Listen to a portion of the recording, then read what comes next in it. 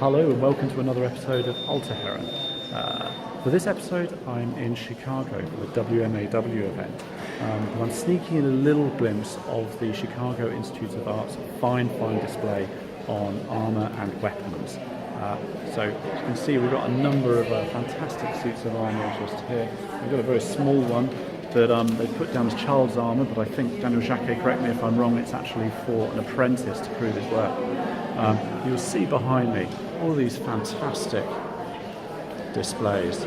I'm going to walk a little bit over this way for our sword enthusiasts, which I hope all of you are. I know there's a few staff weapon people out there. But we have up here, just turning around, the Type 2, I think, Schiavona down here, and then if we come down, we've got a fine representation of a Pappenheimer sword. So I may take some more video as we're going around, and I hope you like all this episode. Okay, so we're in one of the later galleries now, and look at these magnificent swords here. Absolutely fantastic. Though this isn't the thing that's got to be most excited. What's got me most excited is this, which of course is the Academy Sword by Thibaut d'Anvers, published in 1630, 2 years after he unfortunately dies. But look at the scale of that. Put it by the glove. There's a fact pair of now fencing gloves just here. Look how huge it is. So very excited about that. And as we move around the corner, we've got a few more swords here. And this is the stuff that I like, obviously. The Spanish cup hilts, some lovely daggers. Iago, we need to have a conversation about daggers, and then we come on to some small swords just at the end. So a fantastic and really nicely displayed collection. Hi, I'm with Tim Rivera. We're at WMAW 2017. We're in somewhat plush surroundings than we usually have for our interviews. So Tim, let's talk about you and the work that you've been doing. I suppose the immediate thing is you've just published a book. Yes, yeah. It's a translation of Domingo Luis Godinho's book called Art of Fencing. Mm-hmm. It was written in 1599 in somewhat bad Spanish, a little bit of Portuguese isms thrown in there, and it was not an easy read because there was no punctuation, spacing wasn't really right, no hyphenation, anything like that. But we finally got it out. It's available through Freelance Academy Press. It looks like this. Oh yes, beautiful.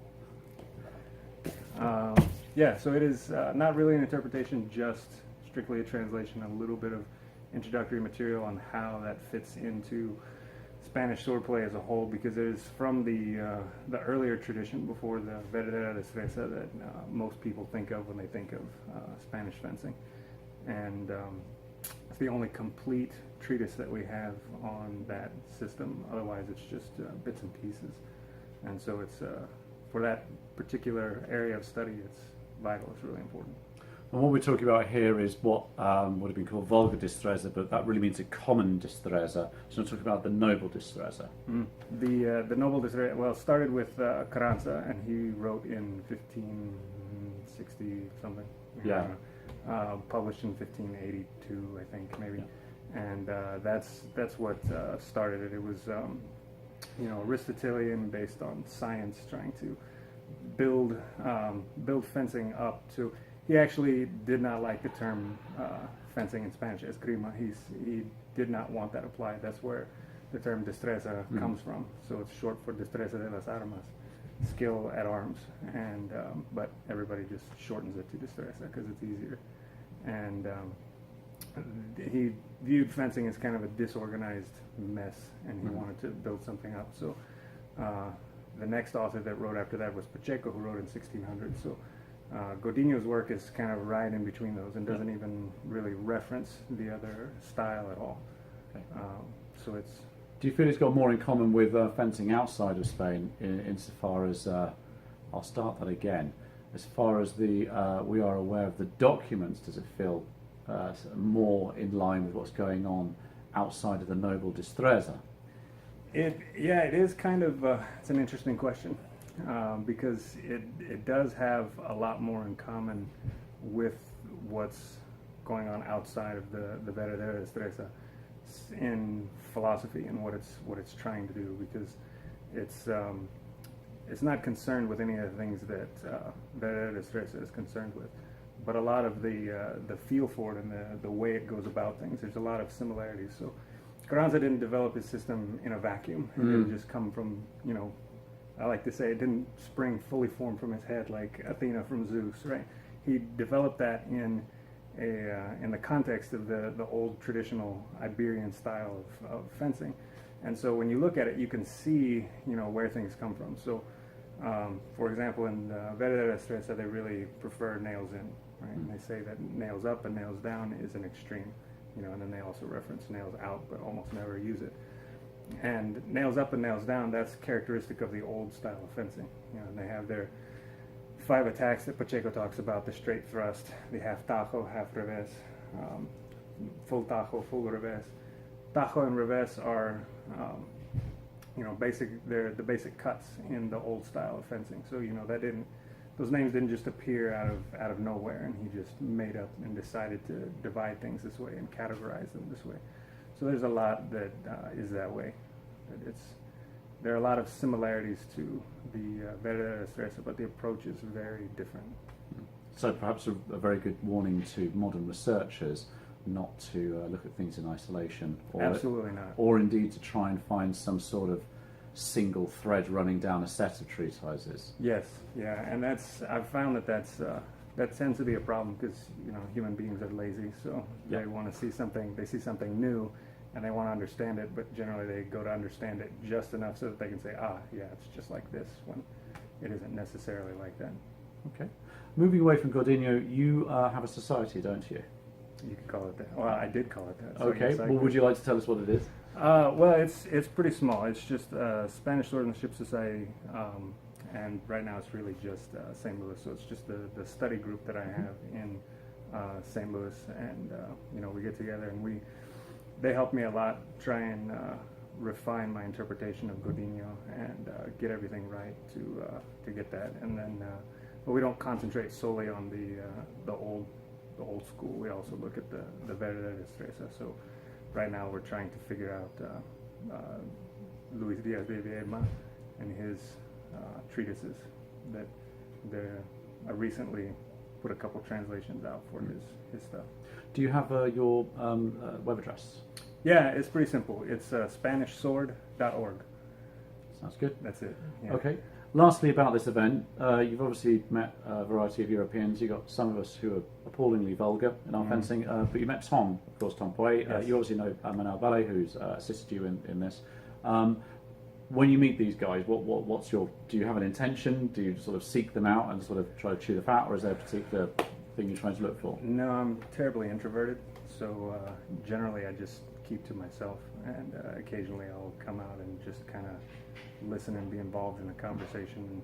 So I tend to just kind of feel people out, and then when there's something interesting that strikes me, then I'll ask a question. You're being a little bit self-effacing, because I've sought you out and Tom sought you out, so you're an interesting guy to talk to. Oh. So really what I'm trying to say on this sort of event is that this is the opportunity, isn't it? To really have those discussions. Yeah, it really is, and much to my detriment, I spoil those opportunities sometimes. Oh, come on. All right, okay, Tim, great pleasure to talk to you. Thank you. Cheers. Here we have got Albion swords. Just have a nice peek at some of the gorgeous weapons they got here.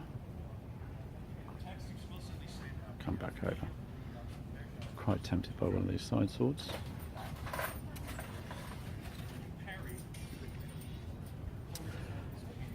And we go through, we've got Darkwood Armoury just here.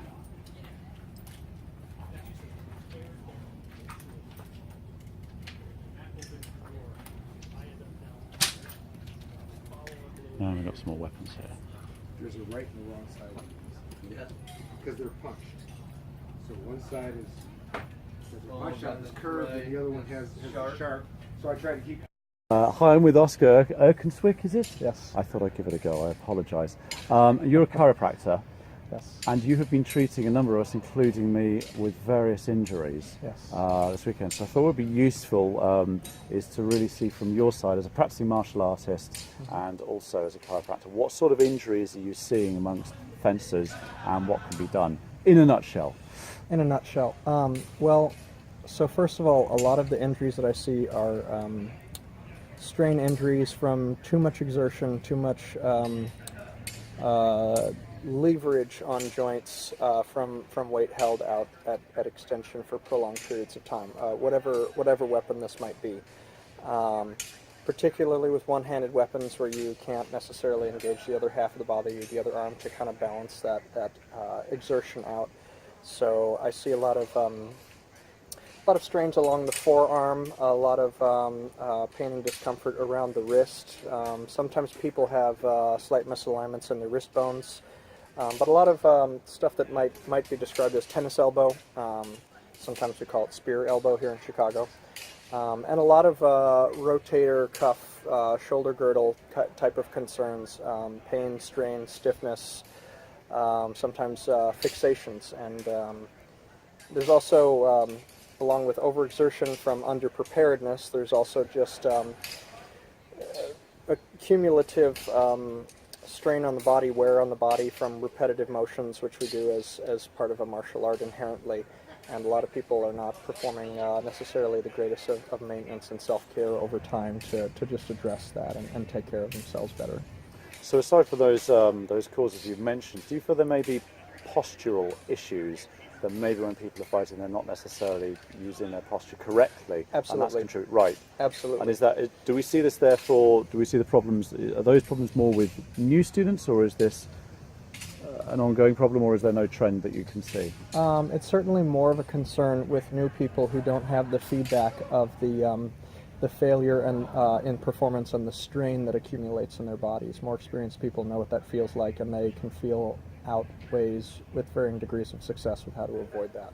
But fundamentally, the works that we're studying were written by people who had lives of extraordinary physical engagement, physical activity, not unlike perhaps a farm worker, from a very early age. And so they were moving, they used their bodies, they developed their bodies, and they were very much in tune with their bodies. And as part of a modern, fairly sedentary culture, we lack that awareness. We also lack that muscular development to protect our joints. So it's a multifaceted problem. Okay, you've been very kind in assisting me with my issues there. I just wanted to illustrate it. Essentially, I thought I just had an elbow strain, and it seems to have been an alignment issue. Are you able to sort of describe what you found and how you approached it?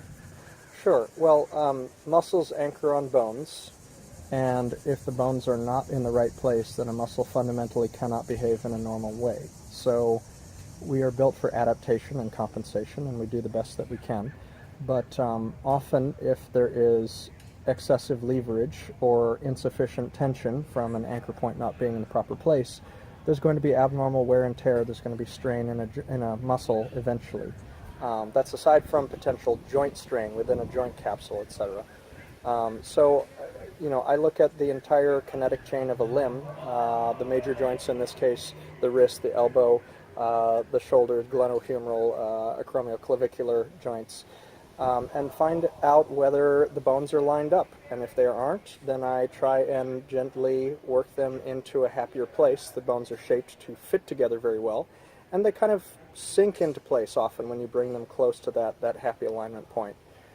Then I look at whether or not that allows the muscles to relax. Often it does very quickly, within 30 seconds, and then we look at various kinds of damage to the soft tissue, to the muscle, etc. So there's a big bruise, for instance.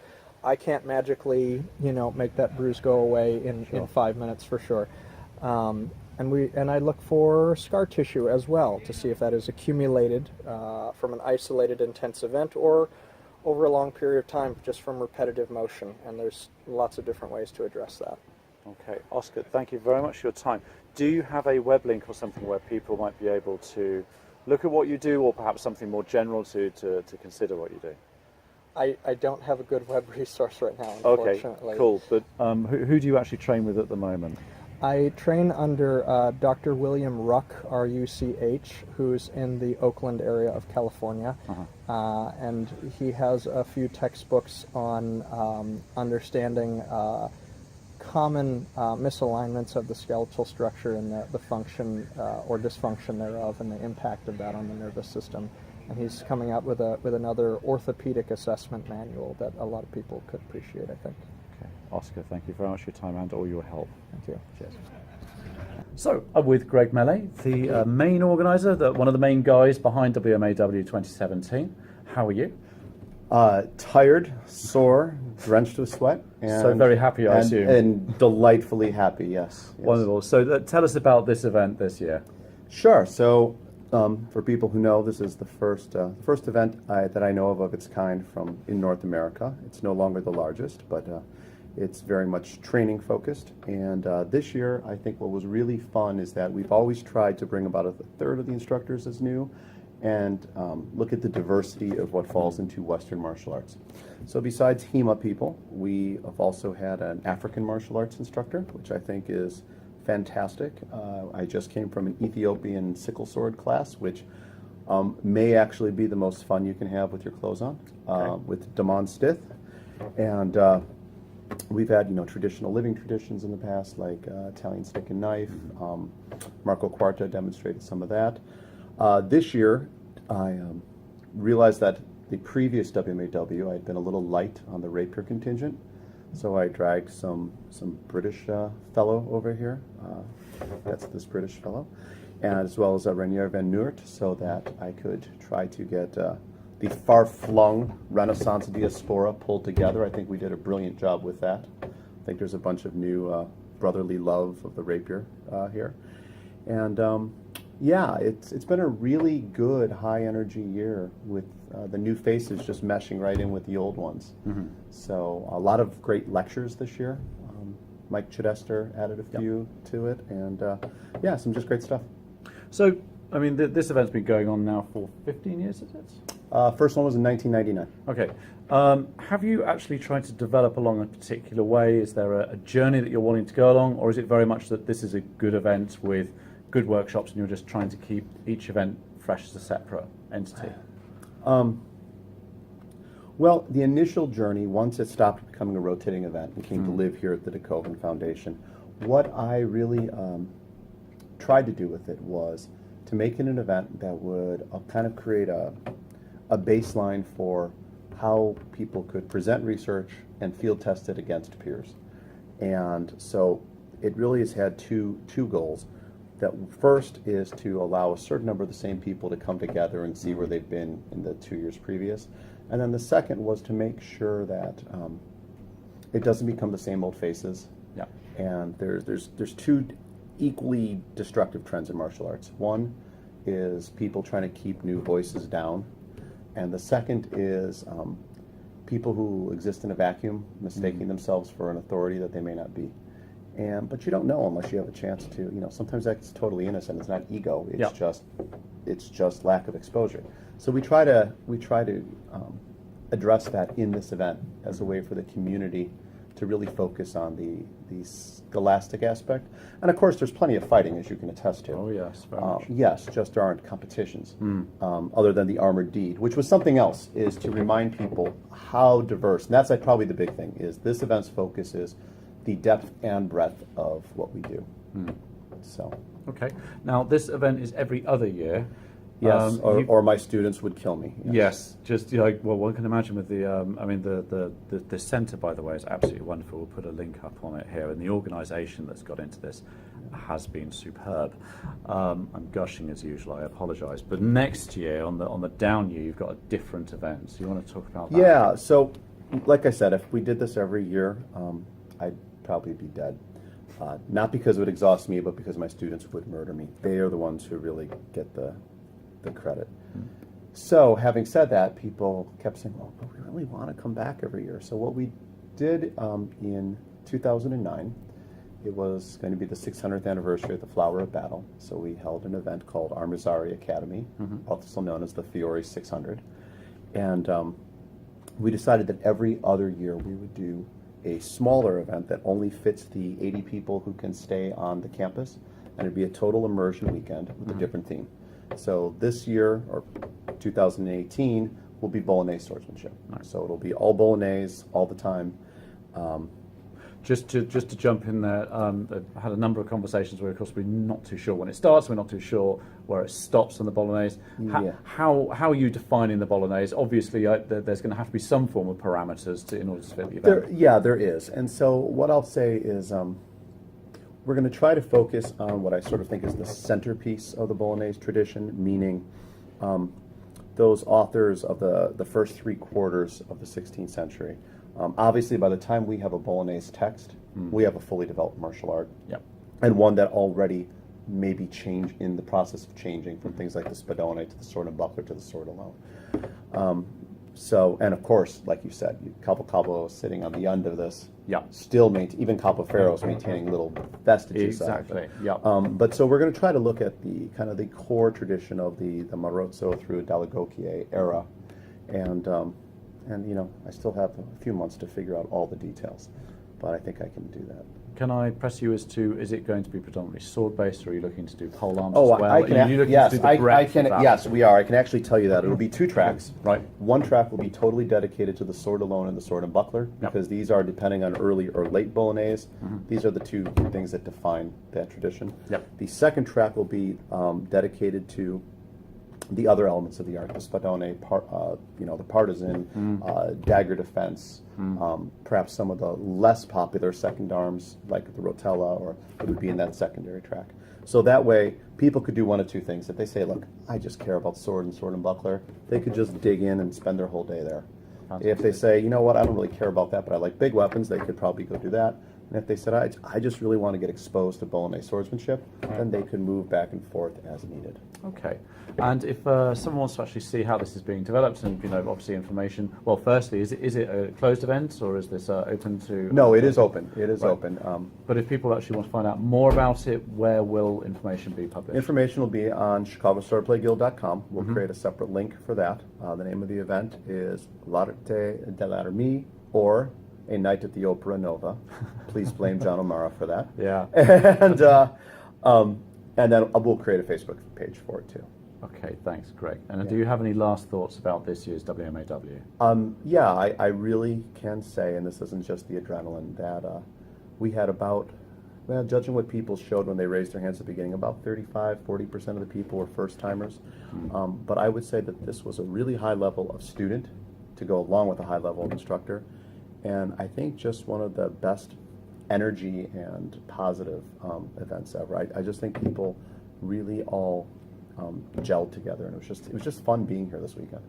Great. Thank you very much for having me, and thanks for the interview. Thanks again, Rob. I'm with Christian Tobler, who is probably one of the premier researchers, translators, and interpreters of German medieval martial arts. Thank you very much for joining me. Have you enjoyed the event? Oh, very much, Rob, and particularly enjoyed getting to meet you for the first time. It seems very much overdue. So. Thank you. What have you been doing at this event? Well, I feel like it's been an extremely busy event for me. I taught 2 classes, starting with one on the dagger fighting of Master Peter Faulkner, a late 15th century German fighting master. I just came off, quite sweaty, in fact, for the effect teaching poleaxe, German poleaxe, just a few minutes ago, concluding that.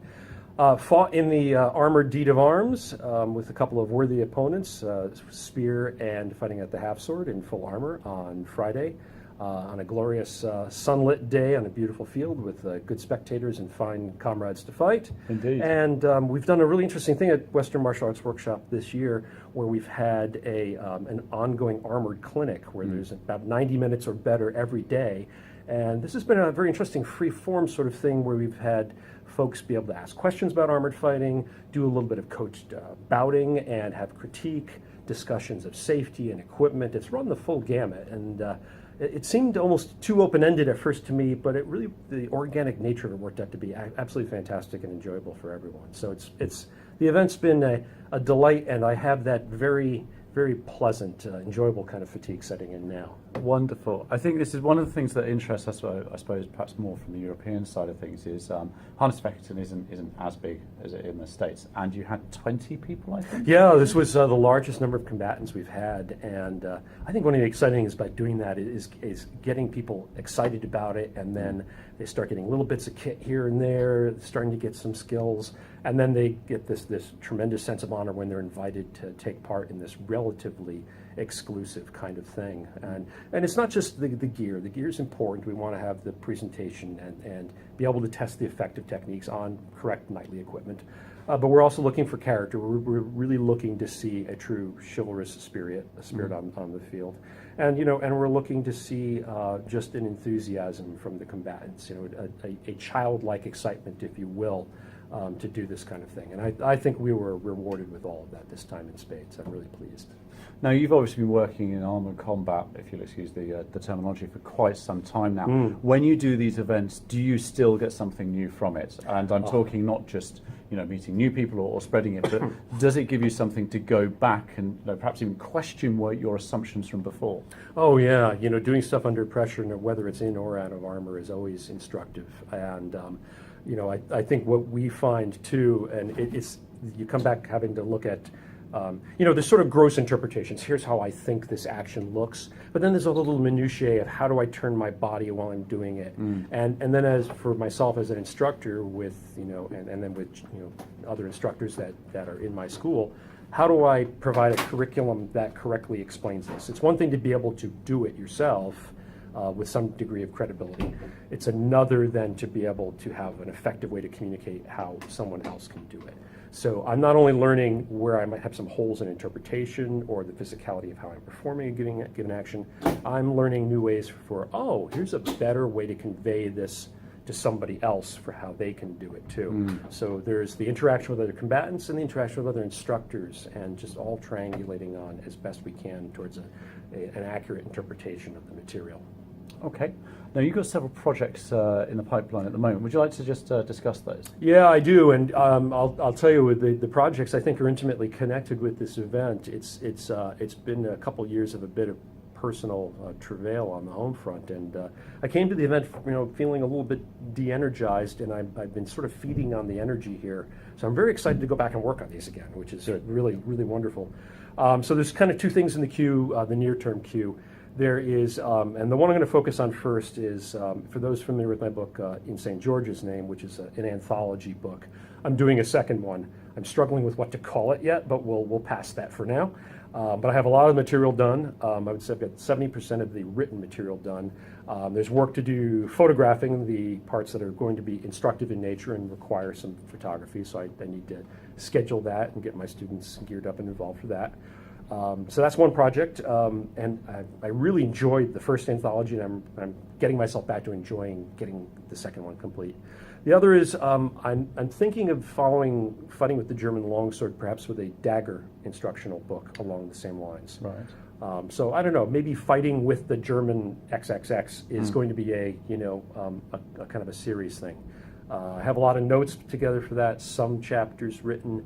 I suspect I will try and get the anthology, off to the press first, and then work on the follow-on video, perhaps in the spring and early summer next year. Okay, so where if people want to follow the progress of this work, if you are actually advertising that or discussing that, where would they be able to see that? You can follow me on my Facebook author page. So I have Christian Henry Tobler, swordsman, on Facebook, and I do try to keep that updated with here's what I'm up to. I've actually been fun lately because with the anthology, I've been sort of asking, I might have room for a couple more chapters of this. What would you like to see? So if you haven't responded on that yet, this is your cue, readers, to let me know what you'd like to see translated, interpreted, an essay, whatever you'd like to hear about. I can't definitively promise I will be able to do it, but I will certainly give it consideration. Christian, it's been an absolute honor to meet you. Thank you so much. Pleasure, my friend.